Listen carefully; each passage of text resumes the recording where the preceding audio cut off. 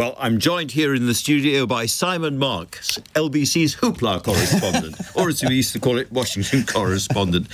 Simon, it does seem to me that the absolutely crucial question here is what Trump and Netanyahu really think of each other, the relationship there.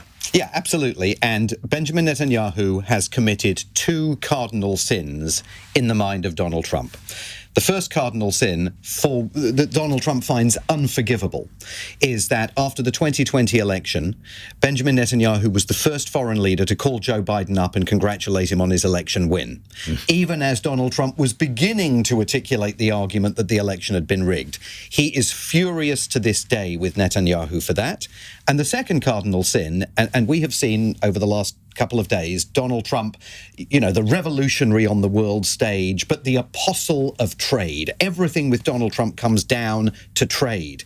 And the second cardinal sin that Netanyahu has engaged in is building up a trade deficit with the United States. Netanyahu was punished by Donald Trump on Liberation Day with a 17% tariff, despite the fact that in the days leading up to Liberation Day, Netanyahu started abandoning as many tariffs as he could on American products because he was hoping that he would either escape with no punishment or the baseline. In the event Donald Trump hit him with 17% tariffs, and that's because Donald Trump wants to eradicate all of these trade deficits, and in his mind, the Israelis haven't been doing enough to eradicate theirs.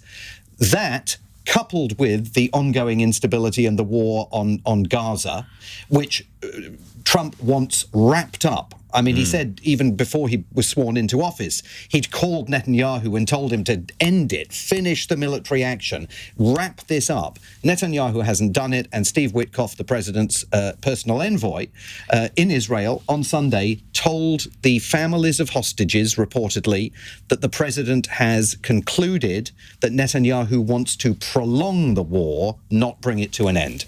So this, in a sense, is his kind of punishment for Netanyahu. We used to talk about the axis, well, they used to talk about the axis of resistance against Israel back in the day, and he's going round the axis of resistance, making nice at the moment. Yeah, it's a snub. I mean, you heard Jeffrey Feldman there talking about how Netanyahu is going to find a way of spinning this. But first, Netanyahu's own head is going to have to stop spinning, because sitting in Tel Aviv and watching what has happened over the last couple of days alone, with even sanctions being lifted on Syria, a country that is useful as an enemy, Hezbollah and their presence there, and in Lebanon, useful as an enemy to Benjamin Netanyahu. Not only is he proposing to lift sanctions, he sat down with the Syrian leader and said, you know what, you should sign the Abraham Accords and normalize the relationship between Syria and Israel. Absolutely unthinkable 6 months ago.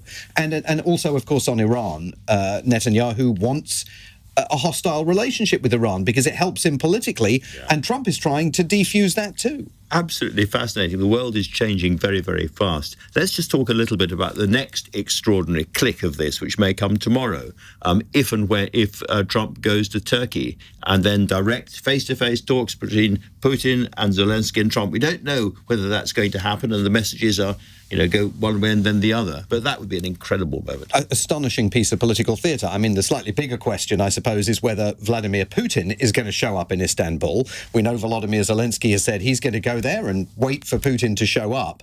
I mean, Trump is the ringmaster here. It was Trump who, over the weekend, said to Zelensky via social media, you need to accept Putin's invitation to meet, to hold talks in Istanbul. Putin didn't actually suggest that he would go to Istanbul, but Trump is basically the ringmaster, and the Ukrainians and the Russians both are trying to keep him on side. Putin's had more luck in that regard traditionally, to the consternation of European leaders, including our own Prime Minister. But we could see the most extraordinary piece of political theatre in Istanbul that the banks of the Bosphorus have witnessed for a long while tomorrow. That would make this week an absolutely historic week. Simon, thank you very, very much indeed for that.